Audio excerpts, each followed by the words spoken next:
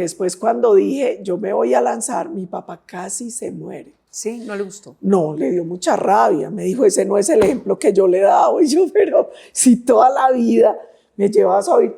Y él decía, no, pero su mamá y yo nunca nos lanzamos a nada. ¿A usted por qué? ¿Usted por qué? Y a él le pareció horrible eso. Historias, personajes y actualidad sin filtros. Yo soy Adriana Bernal y esto es ¿Quién es quién? Hoy la invitación es a conocer a Paola Holguín. ¿Quién es Paola Holguín? Quitémonos un poco en este momento como ese traje político, pero te invito a que te conozcan quién está detrás de esa coraza política. Yo soy una paisa, una montañera de 51 años, solterona dirían en mi tierra, felizmente soltera, tía de Leticia, que ese es mi cargo más importante hoy en día. Soy la tía de Leticia Holguín Arias, una mujer común y corriente como todas las mujeres colombianas que toda la vida se ha dedicado a estudiar, a trabajar, a luchar, con una vida muy normal, muy tranquila. A mí se me murieron mis papás, mis abuelos, pero tengo a mis hermanos y a Leti, una hermana que es 1 año y 14 horas menor y un hermanito que es 9 años menor. Yo soy la mayor de la familia y no nada, soy una mujer común y corriente, una colombiana común. ¿Naciste en Medellín? Nací en Medellín. ¿Estudiaste en Medellín? Estudié en Medellín. Estudié primero en el Carmelo con hermanas, con monjas. Luego me pasé a la Bolivariana con sacerdotes. Era sacerdote el rector. Y allá terminé mi bachillerato, hice mi pregrado, hice una primera maestría. Fui muchos años docente allá en la universidad. Sí, y ya después me vine a Bogotá cuando el presidente Uribe ganó y me quedé un tiempo aquí con él. Bueno, pero me saltaste muy rápido de tu infancia, tu adolescencia, a esa mujer que empezó esa carrera política con el expresidente Uribe. Cuéntame un poquito de esa infancia, ¿cómo fue esa infancia? Yo creo que como todos los paisas, éramos 3 hermanos, Marce, Sebas y yo, normal, hacíamos las bobadas que hace uno chiquito.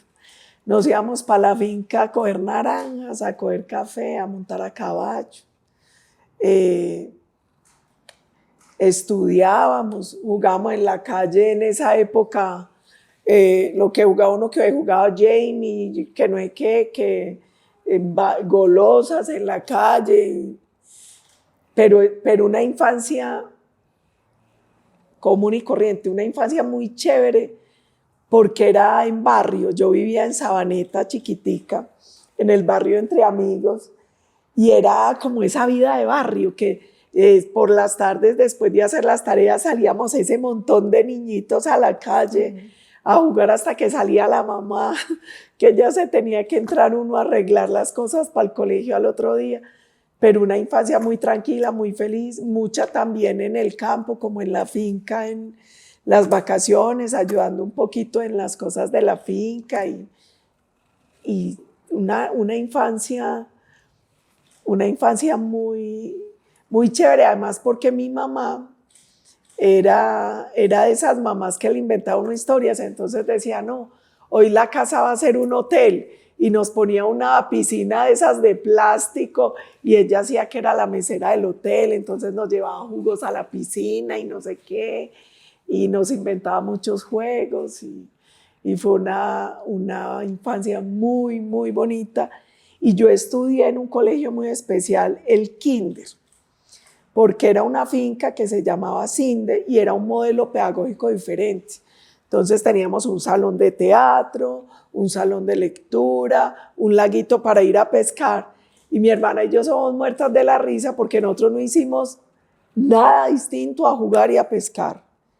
Y cuando yo salí del Cinde y entré a primero, yo ya sabía leer, sumar, restar, multiplicar. Y me aburrí tanto, porque entonces las niñas eran con la cartilla del Nacho Le, mame, mi, momu. Y yo a los 5 años ya me había leído el libro Gordote de los hermanos Grimm. Entonces de 6 años en primero me aburría un poco cuando era la hermana Sara con su mame, mi, momu. y yo ya me había leído libros, entonces bueno, le costaba ya un poquito tenernos quietas porque me aburría.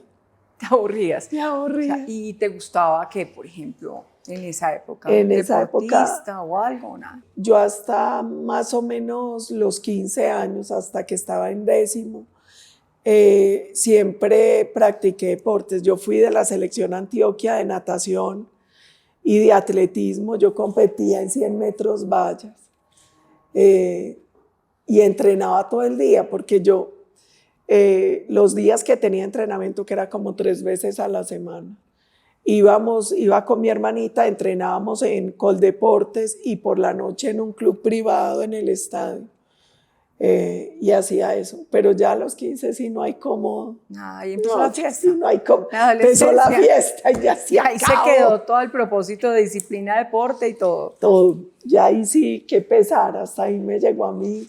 ¿Tus papás eran políticos, venían de la política, No. te inculcaron algo de política? Mis papás eran militantes del Partido Liberal en esa época. A ellos les gustaba mucho ayudar a financiar campañas y les gustaba la política. En esa época, hace 1000 años, existían los viernes liberales. Entonces yo era muy chirriquitica y a mí me llevaban. Yo era encantada cuando iba, porque llevaban políticos y ellos echaban su discurso. Y mientras los grandes iban tomando aguardientico, compraban choricito, porque de hecho con eso se sostenía la Casa Liberal del pueblo.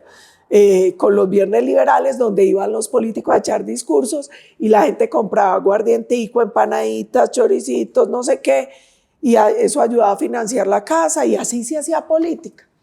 Y a mí me llevaban a eso. Y en esa época ya nadie se debía acordar, los que estamos más viejitos sí, la gente votaba con unos sobrecitos y uno metía ahí una papeletica con el voto y después metía el dedo en una tinta. Mi primer trabajo era empacar las papeletas en los sobrecitos. Eso hacía yo, ayudaba a empacar. Y fue muy chistoso porque después cuando dije, yo me voy a lanzar, mi papá casi se muere. Sí, no le gustó. No, le dio mucha rabia. Me dijo, ese no es el ejemplo que yo le he dado. Y yo, pero si toda la vida me llevas a oír. Y él decía, no, pero su mamá y yo nunca nos lanzamos a nada. ¿A usted por qué? ¿Usted por qué? Y a él le pareció horrible eso. Eso fue tenaz, porque a él le parecía terrible. Él decía, uno si financia, uno va y escucha a los políticos, uno ayuda, pero uno no se lanza. Entonces, claro, no porque le ellos gustó. estaban viendo también los toros desde la barrera, pero ya lanzarse es otro Y él cuento. además decía que era un mundo muy oscuro, que yo cómo me iba a meter en eso. Eso fue una pelea tenaz. ¿Cuántos años tenías ahí? Yo me iba a lanzar por primera vez como en el 2000 algo, al Consejo, por un partido que se llamaba el Nuevo Partido, donde estaba Gina Parodi, ella fue la que me dio el aval, hace años. Y en ese momento a mí me invitaron a venirme a Bogotá a trabajar con Uribe. Entonces, quien quedó con ese aval fue Fico, y ese fue el primer consejo de Fico en Medellín. Ah, mira. Sí, ese fue el primer consejo de Fico en Medellín, pero a mi papá casi le da un infarto. Ya después mi papá falleció, yo no me lancé nada, se lanzó Fico. Y yo me vine, cuando mi papá falleció, yo me vine ahí mismo a Bogotá en el 2000, a principios del 2003 a trabajar con el presidente Uribe. Y de lo que te dijo tu papá en ese momento, que tenía temas, que la política era oscura, que la política tenía cosas que de pronto en la política se ve lo más feo de pronto del ser humano, podría decir uno, que lo ve se ve en las campañas, se ve como cuando rodean un presidente o en fin.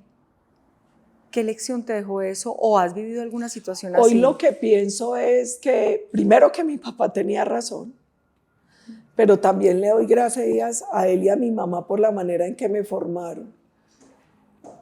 Porque él me decía, al final del día, si decides lanzarte en toda esa... Él me decía que era como atravesar una piscina sucia y uno tenía que salir limpio. Y yo le pregunté, ¿y eso cómo se hace? Y me dice, no sé, por eso nunca me he lanzado. Y al final es eso, es en medio de todo esto, porque en la política uno ve lo mejor y lo peor de la condición humana. Es uno no traicionarse a uno mismo y aprender a que en medio de todo eso usted no se puede dejar contaminar. O sea, el día que uno tenga que cambiar sus principios, sus valores, sus creencias, mejor se sale. Y ha sido un proceso duro y doloroso, y uno casi todo el tiempo siente que nada contracorriente. Pero se puede hacer política bien hecha, limpia, se puede.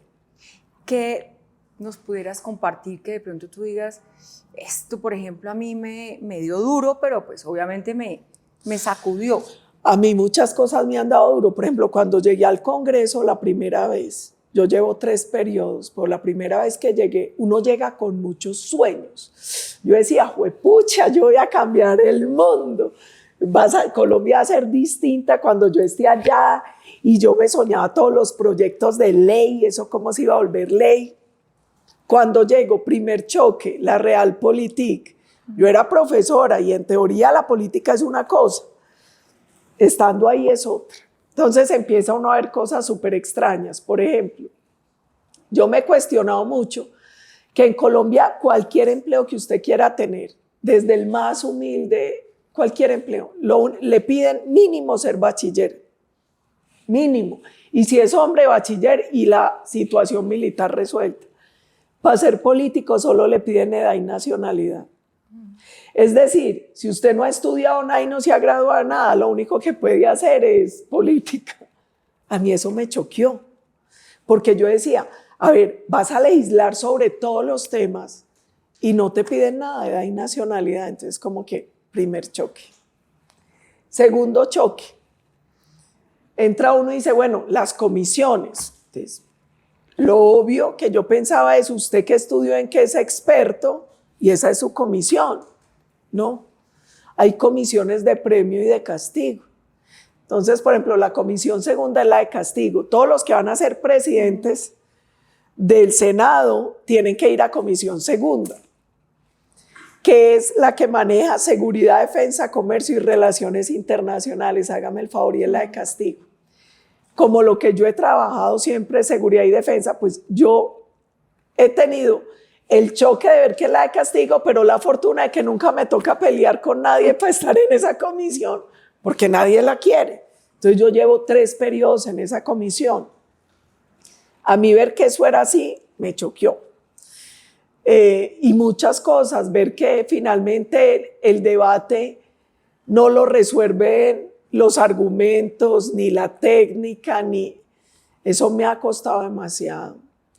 Que finalmente el poder lo tiene la mesa directiva, porque ellos deciden qué se vota, cuándo se vota, cómo se vota. Entonces, muchas cosas me han choqueado. Pero bueno, yo lo que hago es tratar de mirar, entender, aprender, pero me mantengo fiel a lo que yo creo, a lo que yo soy, por encima de eso. Y yo siempre digo, yo me voy a mantener leal a lo que yo soy, a lo que yo creo, y mientras así pueda hacer política, y el día que no pueda hacer así me voy, porque nadie nació ahí, pues yo ni nací ahí ni me voy a morir ahí, yo no tengo que estar atornillada a eso. El día que sienta que me tengo que traicionar, me voy. ¿Has tenido traiciones en la política? Muchas, sí, muchas desilusiones. Gente que uno se hacía moler y después uno se da cuenta que no. ¿Alguien que se pueda mencionar o mejor no? Mejor no. Es que a mí me decían ¿Eso que... está ya en el baúl de los sí, olvidos? además a mí mis papás me decían, si no tiene nada bueno que decir de alguien, mejor no diga nada. Entonces, no, y eso está en el olvido, además porque uno aquí también aprende una lección, y es que aquí nada es personal, porque 1000 veces pasa que el contendor de hoy es el aliado de mañana. Y como pasan tantas cosas en política, si uno no las borra y las guarda, se llena de amargura, y así es muy difícil vivir. Entonces yo prefiero, cada día trae su afán, esto ya pasó, nada es personal y eche para adelante. Que eso es un poco, viendo uno ese tema desde afuera, queda uno como, pero si estos dos se querían matar y después los ve uno con un abrazo, uno dice, es que la política, sí, y escucha uno, no, es que definitivamente, pero a veces esas alianzas son necesarias. Sí, y a veces a mí el presidente Uribe siempre me decía una cosa que también me la enseñaron en mi casa, y es, sea duro con los argumentos, suave con las personas. Cuando uno aprende a marcar esa diferencia y es, pensamos totalmente distinto y yo voy a defender con toda la convicción mis argumentos, pero nunca te voy a herir en lo personal. Cuando uno actúa así, eso genera una ventaja y es que uno no termina con enemigos irreconciliables, no, porque uno entiende que son nuestras posturas, nuestra batalla es sobre unos temas, pero no contra la persona. Las heridas cuando se hacen en lo personal son muy difíciles de sanar, pero cuando son diferencias por opiniones o por posturas es diferente. Pero yo te pregunto una cosa, hoy no estamos como en un país revanchista, o sea, tanta polarización, tanto insulto, ya estamos llegando a un nivel de que incluso lo más fácil en un lenguaje para poder expresarse es la vulgaridad, Sí. donde no se dice nada, pero se dice mucho. Esa revancha, esos ánimos tan calientes. Yo voy a decir una cosa muy dura que le escuché un día a Sabater. El populismo es la democracia del ignorante. Y yo creo que hoy en el mundo, porque ese no es un fenómeno de Colombia, es un fenómeno global, hay mucho populismo, polarización y posverdad, porque hay mucha ignorancia. ¿Y en qué sentido lo digo? Es más fácil disuadir a punta de mover emociones que razones. Es más fácil etiquetar y descalificar al otro que debatir con argumentos y con ideas. Y yo creo que esa es la clave del populista y creo que por eso el populismo, que no es una ideología, es una forma de gobernar. Hay populistas de izquierda, hay populistas de derecha, se valen de eso. ¿Qué creo yo que es importante? Volver a la esencia de lo que es la democracia y la política, que es volvamos a llenar esto de sentido, volvamos a dar el debate con argumentos, con ideas de fondo. Porque si no, nosotros no vamos a salir de lo que hay hoy es ustedes de izquierda, Guerrillo, derecha, Paracos, y acabó la discusión. No hay capacidad para escuchar al interlocutor porque además te llenan de unos sentimientos tan extraños que ni siquiera te das la oportunidad de ver el otro que piensa. Esa ha sido parte de nuestra lucha siempre y es, venga, demos debate con altura, demos debate con cifras y datos, dato mata relato. Y tratemos de construir. Y así como he tenido experiencias muy ingratas, también me han pasado cosas maravillosas. Yo hice un curso en Medellín que se llama Liderario, que lo organizan ProAntioquia, EAFIT y Confama. Y ellos hacen una selección se presentan normalmente unas 300 personas y eligen unas 30 de esas 300. Líderes de todos los sectores, ideologías, líderes comunales, sociales, culturales, políticos, y abren un espacio que dura casi un año de conversación, de aprendizaje, de salidas, de evaluar políticas públicas, de hacer mil cosas. Y fue muy particular porque cuando yo entré, todos dijeron, ahí llegó pues la paraca de motosierra. Y eso no me hablaba nadie. Cuando empiezan a pasar los días y empiezan a pasar los foros, las discusiones, terminamos todos siendo súper amigos, queriéndonos, respetándonos. Y era muy chistoso porque muchos se me arrimaban al final y decían, si yo te digo lo que pensé el día que te vi pasar esa puerta, te morís. Y yo le dije, no me muero porque me ha pasado 1000 veces. Hace poco me pasó que estaba en un foro en Fedesoft. Cuando me bajé, me dijo el empresario, venga, yo tengo que venir a contarle una historia. Yo dije, ¿cómo traen esta bruja? Y dije, de todo. Y dije, pues me voy a dar la pela de oírla. Y te escuché y ojalá ganes. Te dijo. Me dijo. Yo le dije, no, pues mi Dios te pague. Pero a mí me ha pasado mucho eso y ahí es donde me doy cuenta que, claro, la fácil para el que no es capaz de dar el debate con argumentos es etiquetar y descalificar. es convertir al otro en un monstruo al que ni siquiera tengo que oír. Y por eso es que se da la polarización. La polarización no es porque pensemos distinto, es porque vaciamos el debate de contenido. Entonces lo fácil es este etiqueto, enemigo, no hay nada que hacer. Sí. Yo creo que eso es superable. ¿Y cómo se supera? Con más capacidad dialógica, con más educación, con más tranquilidad, porque al final yo no necesito que todo el mundo piense igual, pues ese es el sueño de las dictaduras. A mí me sirve que todos piensen diferente, pero que se respeten en esa diferencia. Si decides lanzarte en toda esa... Él me decía que era como atravesar una piscina sucia y uno tenía que salir limpio. Y yo le pregunté, ¿y eso cómo se hace? Y me dice, no sé, por eso nunca me he lanzado. Y al final es eso, es en medio de todo esto, porque en la política uno ve lo mejor y lo peor de la condición humana. Es uno no traicionarse a uno mismo y aprender a que en medio de todo eso usted no se puede dejar contaminar. O sea, el día que uno tenga que cambiar sus principios, sus valores, sus creencias, mejor se sale. Y ha sido un proceso duro y doloroso, y uno casi todo el tiempo siente que nada contracorriente. Pero se puede hacer política bien hecha, limpia, se puede. ¿Qué nos pudieras compartir que de pronto tú digas, esto por ejemplo a mí me dio duro, pero pues obviamente me sacudió?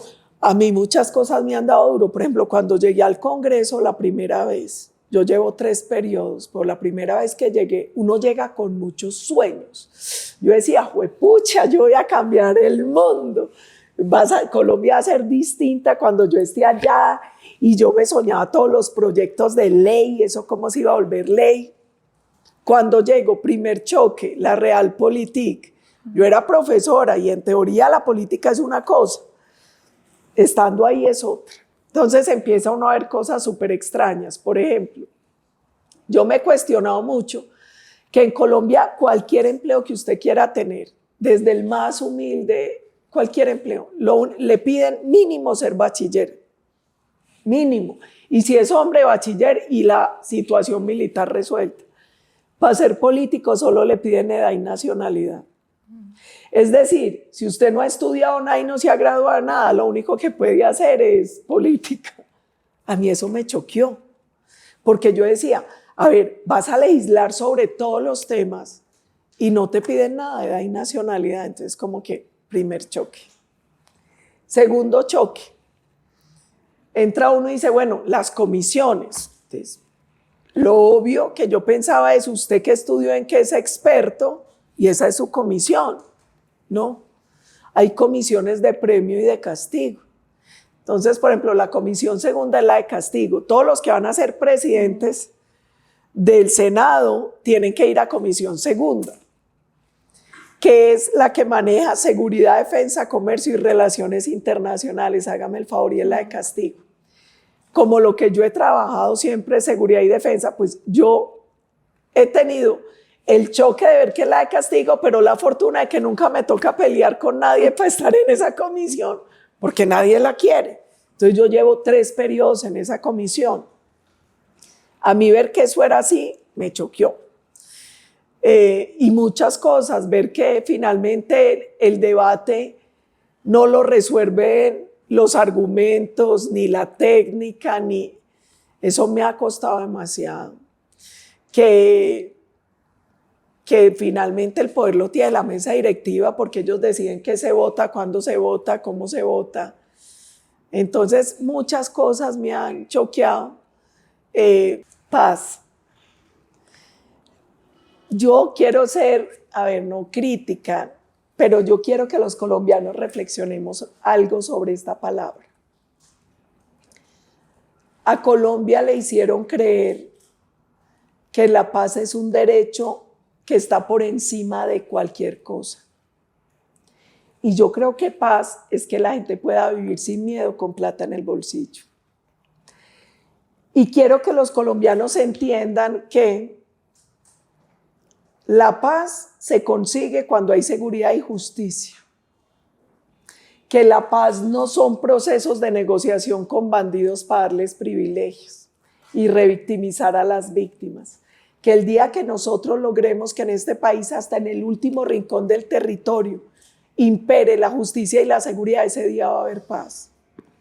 Y yo también les quiero decir algo, uno no puede sacrificar todo en nombre de la paz, porque aquí nos han hecho creer que todo lo demás pierde sentido por la paz, y eso no es cierto.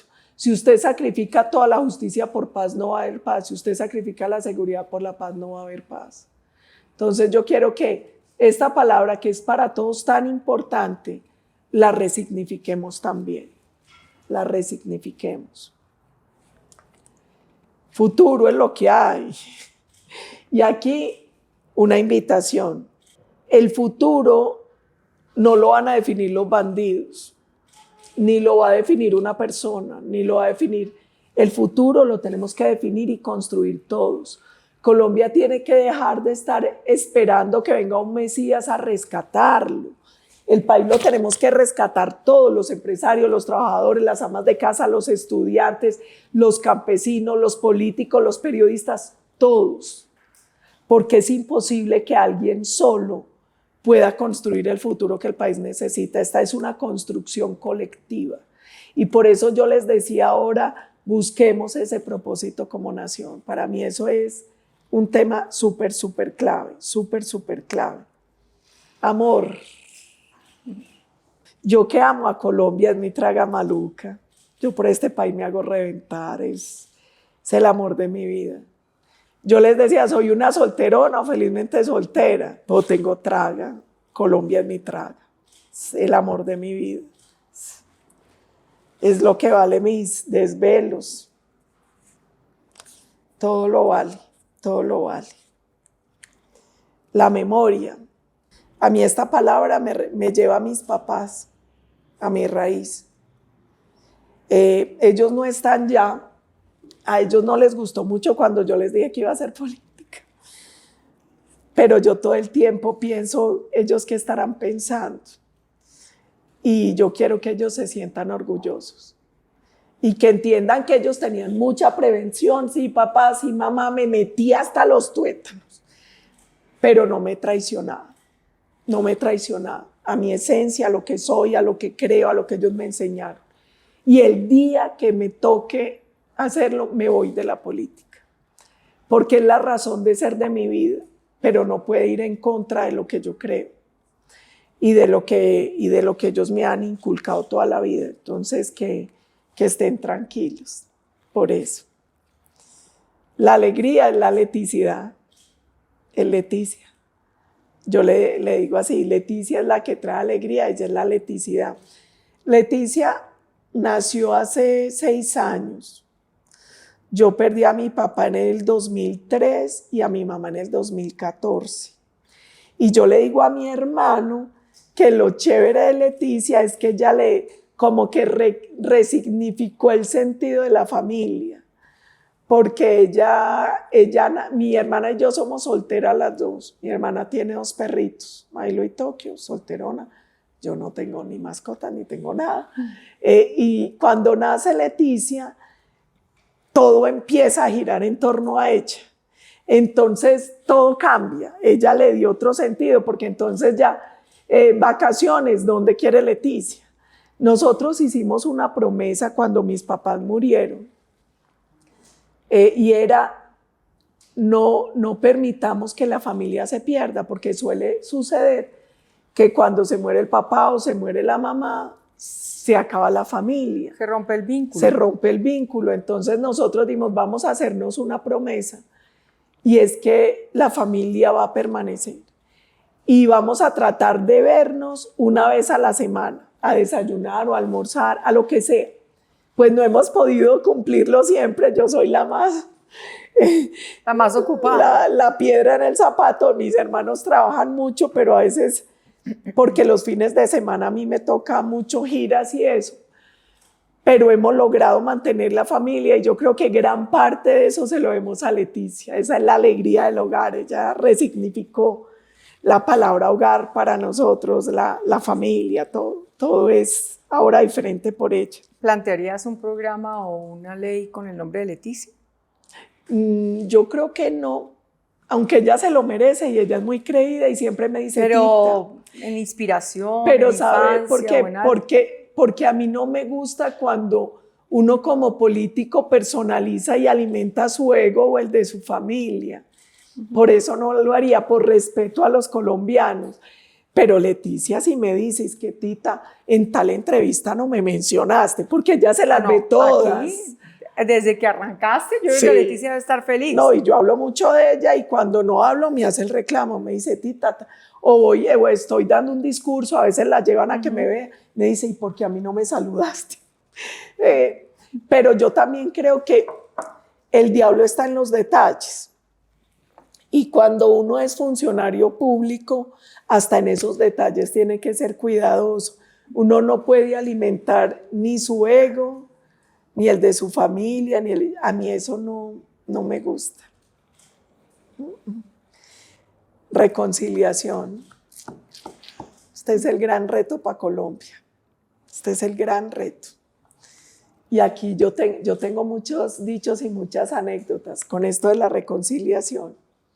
Yo tengo una anécdota y es, alguna vez yo fui a hablar con un nuncio que estaba acá en Colombia y estábamos en pleno rollo del proceso de paz de la FARC en la época de Santos. Entonces yo le dije, nuncio, es que nosotros tenemos unas observaciones. Nosotros no somos amigos de la guerra, nosotros no somos enemigos de la paz.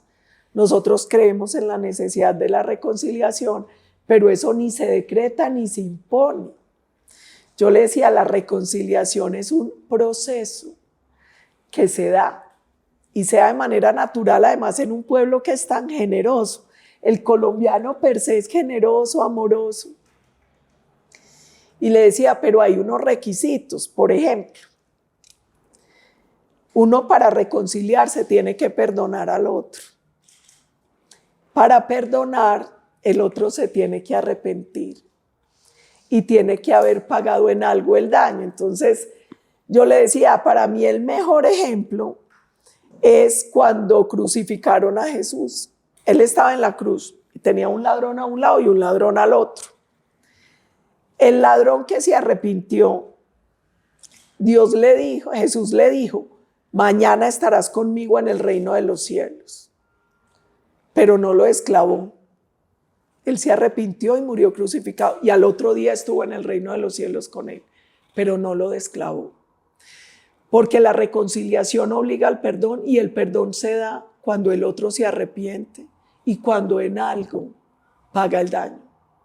El problema en Colombia, creo yo, es que la reconciliación se aleja cuando el victimario no se arrepiente y cuando termina siendo él el centro de la atención y los beneficios y la víctima termina revictimizada. Si nosotros no cambiamos ese ciclo, nunca vamos a romper el ciclo de violencia en Colombia. ¿La JEP ha funcionado? La JEP no ha funcionado y se sabía que no iba a funcionar porque en mi tierra dice, desde el desayuno se sabe qué va a hacer la comida. Lo que mal empieza, mal acaba. Uno no puede ser parte del proceso de formación del tribunal que lo va a juzgar. Y la FARC participó en el diseño de la JEP, en los parámetros de elección de los magistrados de la JEP, en todo. Entonces terminó siendo un tribunal desequilibrado que no partió de una búsqueda real de verdad, de justicia, de reparación, de no repetición, y la prueba es el montón de escándalos que hay en la JEP por obstrucción a la justicia. Es que a mí no se me olvida que ellos hicieron soltar a Santrich para que volara. Es que llevamos cuánto tiempo y ahora nos dicen que no sé cuántos miles de secuestros se pagan sembrando lechuga y no saliendo del país. Pues eso no es serio. Yo creo que no ha funcionado, que ha funcionado muy mal, que ha revictimizado a las víctimas, que tiene muchos escándalos por los que van a tener que responder y que no han logrado generar lo que tenían que lograr, y era que Colombia fuera caminando esos pasos para la reconciliación. Creo que les quedó grande, la verdad. La JEP hoy está como un mandato constitucional. Yo lo que creo es que hay que llamarlos al orden. Y es, venga, señores, ustedes tienen una obligación con la justicia, ustedes tienen una obligación con unos derechos de las víctimas. a mostrar resultados, porque es que vale miles de millones al año. Y ahí hay una fila de gente esperando que se haga justicia. Y ojo con el tratamiento de los victimarios y de las víctimas, porque aquí no vale más o menos un muerto de un paraco, de un guerrillo, o cuando es responsable un agente del Estado. Es que a la mamá le duele igual el hijo, a la mamá ¿qué le importa si se lo mató un guerrillo, un paraco, un agente del Estado? O el secuestrado. Y en Colombia eso viene haciendo carrera. Y es que hay víctimas de primera y de segunda, victimarios de primera y de segunda. Esa alcahuetería tiene que acabar. Porque la única igualdad posible y obligatoria es la igualdad ante la ley. Segundas oportunidades. Sí, claro, siempre, para todos. Segundas, pero no infinitas oportunidades. Porque si no, y esto pasa, por ejemplo, con los procesos de negociación. Yo he sido muy crítica porque se volvieron puertas giratorias. Entonces uno ve, por ejemplo, a un man como Iván Márquez. Iván Márquez estuvo en un proceso de paz, fue representante a la Cámara, volvió a delinquir, volvió a estar en otro proceso de paz, volvió a delinquir, y así, estuvo en el de La Habana, fue firmante, se volvió a traquetear y hoy lo tienen en otra mesa. Y entonces, papito, ¿hasta cuándo? ¿Hasta dónde? No, segunda sí, y ya. En mi tierra hay un dicho para esto: al perro no lo capan dos veces. Porque usted la primera se equivoca y tiene derecho a otra oportunidad, pero a infinitas no. Porque entonces el mensaje que se pasa es que ser bandido paga, que usted puede hacer y deshacer y no pasa nada. Y eso le hace mucho daño a las sociedades. Entonces, segunda sí, infinitas no para nadie. Familia, lo más importante, yo creo que para todos. Y esta es otra cosa que se ha venido deteriorando, el concepto de familia apoyo, de familia, y hay muchas cosas con las que yo no estoy de acuerdo. Por ejemplo, que el Estado quiera sustituir a los papás. No puede. Los papás juegan un papel muy importante como ese primer núcleo formativo. El Estado es apoyo, pero no es sustituto de la familia. Y el Estado debe procurar no meterse en la familia, sino permitir que se desarrollen, que puedan progresar, que puedan tener tranquilidad, que podamos tener familias. Porque eso sí es muy importante. Para cualquier país la familia es la base. Amargura. Esto es tan mejor ni no, que pereza amargura. A mí no me gusta, no, uno para qué va a amargar la vida, no va a lo difícil, tratemos de buscarle la comba, pero no, amargura no, que pereza. Lo único amargo bueno es el limón. Frustración, muchas, y yo creo que mucha gente, muchas cosas, pero yo también creo que uno tiene que, yo no sé si yo soy como muy romántico talegona, pero a mí en mi casa me enseñaron a buscar siempre la comba al palo. Entonces, que una cosa te frustró, a ver, procesala. ¿Qué te frustró? ¿Por qué? ¿Y cómo lo superabas? Porque a mí eso de vivir con amargura, vivir con frustración, eso no va conmigo, no.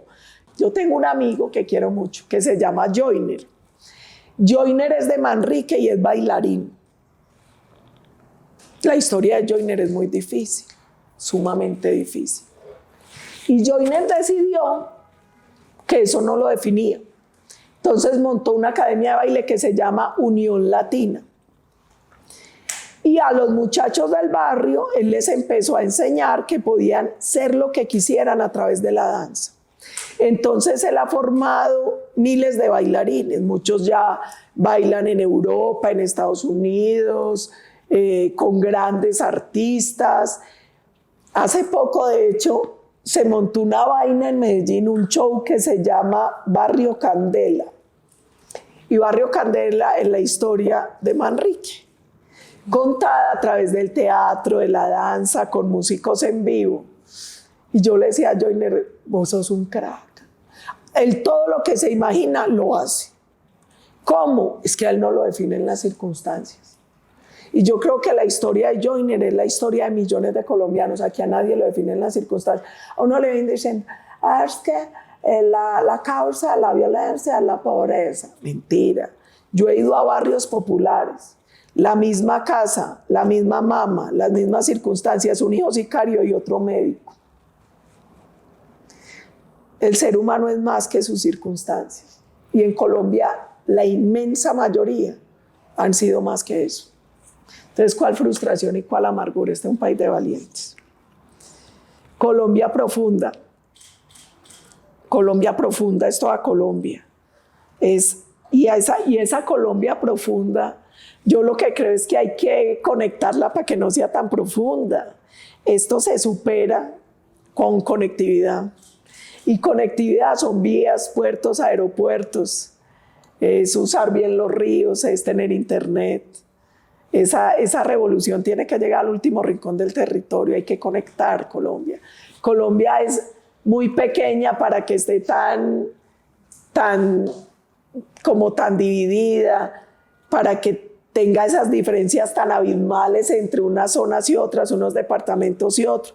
Yo creo que tenemos que llegar más bien a una Colombia o a toda Colombia, a Colombia conectada, a Colombia con presencia estatal en cada rincón. Y eso hoy es muy fácil con las tecnologías que hay que meterle voluntad. Y aquí en eso tiene razón Mafe Cabal, ella dice, en Colombia no falta plata, sobran ladrones. Si nosotros logramos transparentar todo, aquí hay suficiente para todos. Mi infancia, mi felicidad, y esta tiene que ser una lucha. Hay una cosa clara en Colombia y es cualquier política pública que se haga en Colombia tiene que tener un foco central que son los chiquitines de 0 a 5. Porque las conexiones neuronales se dan sobre todo en esa primera infancia.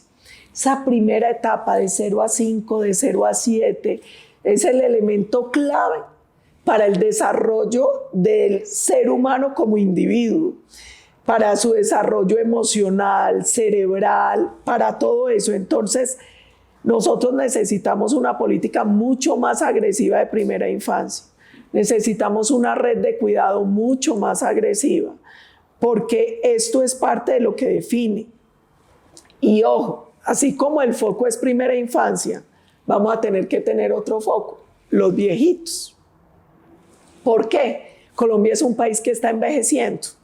Entonces, uno no puede diseñar políticas públicas sin tener en cuenta la realidad demográfica. Es que este es un país que, como está sucediendo en el mundo entero, está envejeciendo, y eso también obliga a repensar y a rediseñar toda la política pública. Identidad. Yo creo que a los colombianos nos falta esto. Nosotros no hemos logrado esto. Definirnos como nación, lograr ese lazo identitario de qué es ser colombiano. El país es muy fácil, los paisas somos trovadores, conversadores, aguardienteros, malos bailarines. Nos definen la bandeja paisa, nos definen las montañas, el carriel, el aguadeño, pues es más o menos.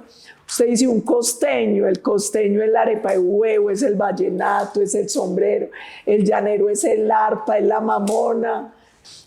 Y es hasta, usted empieza a hacer un recorrido por el país y por sus regiones, pero ¿qué es ser colombiano?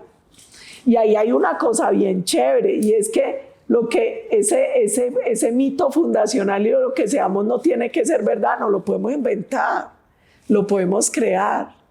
Y yo creo que tenemos que hacer eso, que es ser colombiano. Y logremos esa unidad. Ahí yo les recomiendo también un escrito de Rafael Uribe Uribe, se llama Abajo los antioqueños. Y él cuenta la historia que una vez estaba en una plaza y gritaron abajo los antioqueños, y él hace un recuento por todos los antioqueños que han ayudado a transformar Colombia. Y después dice que el lugar donde uno nace es un tema fortuito, que lo grave no es que digan abajo los antioqueños, sino que después podrían decir abajo los boyacenses, abajo los no sé qué. Yo recomiendo mucho ese texto, porque yo creo que nosotros estamos en deuda como país con esa construcción identitaria como nación. La espiritualidad, para mí esto es clave, y yo creo que cada uno la vive a su manera. que uno tiene que ser muy respetuoso de los procesos internos, de las creencias de todos. Pero para mí es clave porque yo creo en el balance. A mí hay gente que me dice, no, él es muy mala persona, pero es muy buen político, no seas casposo, no es un ser integral, uno no puede ser buen político si es mala persona, pues. Y en eso yo voy a decir una cosa muy trivial, pero en la que yo creo. A uno le dicen siempre, es que el poder y el dinero corrompen, ¿no es cierto? Rubén Blades dice otra cosa, dice el dinero y el poder desenmascaran. Y yo estoy convencida de eso. Si usted es buena persona rica o pobre, con poder o sin poder. Si usted es mala persona, lo que pasa es que sin poder y sin dinero puede disimular. Con poder y con dinero lo ejerce. Lo muestra tal como es, pero para mí ni el poder ni el dinero corrompen. Simplemente te desenmascaran, te dejan en lo que sos. Y conflicto. Colombia tiene muchos conflictos, múltiples conflictos. Yo creo que todo se puede resolver. Y se puede resolver si hay más democracia, si hay más institucionalidad, si hay más capacidad, si hay más conversación y si hay más escucha. Los políticos hablamos mucho, pero yo aprendí una cosa en política, que el éxito en la política es 20% hablar, 80% escuchar. La buena política se hace cuando uno sabe escuchar. Los políticos hablamos mucho, oímos muy poquito. ¿Y tú sientes que tú escuchas? Trato. A veces me cuesta, pero yo sí trato de hacer muchos ejercicios de escucha. Y una cosa que me ha costado, que gracias a Dios eso va, a uno le dicen que a uno viejo se le enfría el corazón. Yo no creo eso. Yo lo que creo es que los años vienen acompañados de un proceso también muy bonito de maduración y de tranquilidad. Yo hace 12 años cuando llegué al Congreso, yo era muy fastidiosa, porque era como más calentona, más peleadora, más. Con los años uno como que le baja la revolución, tiene más capacidad de apertura, de análisis, de discernimiento. De pensar, de reflexionar. De pensar y deja mucha bobada, es que uno tiene mucha bobada. La juventud es un defecto que cura con los años. Uno viejo se vuelve más reflexivo. Se apacigua, cada etapa de la vida tiene una ventaja.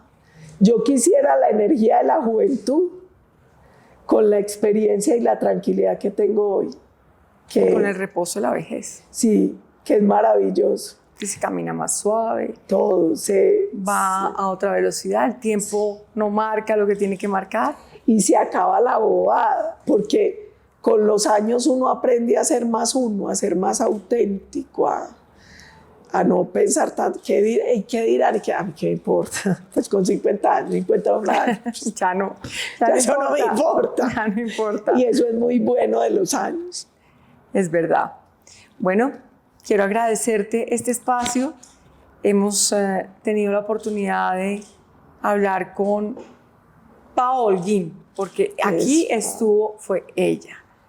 Creo que es muy importante lo que has transmitido. Nos vamos a despedir en este momento. Yo voy a invitar a todos nuestros seguidores de quienique.com a que no se pierdan esta entrevista en Quién es Quién, en nuestras redes, y te dejo a ti para que hagas el cierre. No, a todos los que nos van a ver, quién es quién en Quién y Qué, les quiero agradecer el tiempo, la paciencia, el espacio, Adriana, porque creo que es la primera entrevista tan reposada, donde yo soy yo, tan de adentro. Muchas gracias por eso.